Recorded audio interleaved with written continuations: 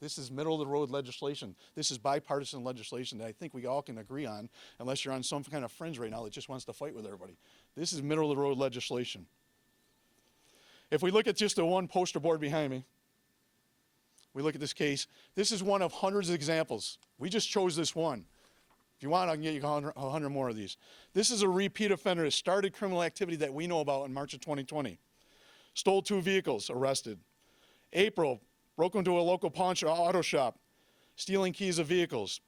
April of 2020, same month, kicked open an apartment door and stole a TV.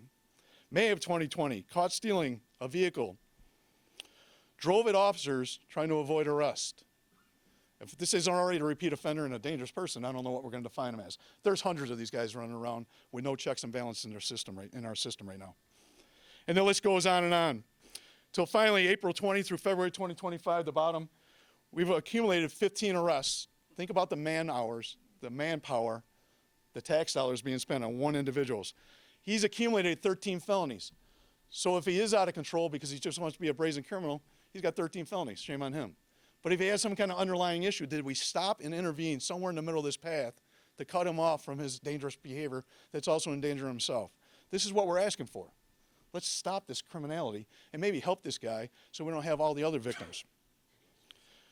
These are only the cases that we caught him in. These are only the cases that we caught him in. Any reasonable person says he's committing a whole lot more crimes than these ones, and we just didn't catch him.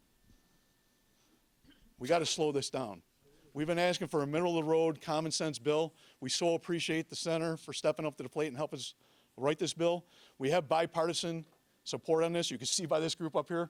I don't think anybody can say Democrat, Republican up here. They say community members wanting help, and now we got a chance to do the help. This is what our community is demanding. The polls show people are frustrated with crime. The polls show that people want bipartisan legislation and people to work together for public safety. We can dig our heels in other issues. This should not be political.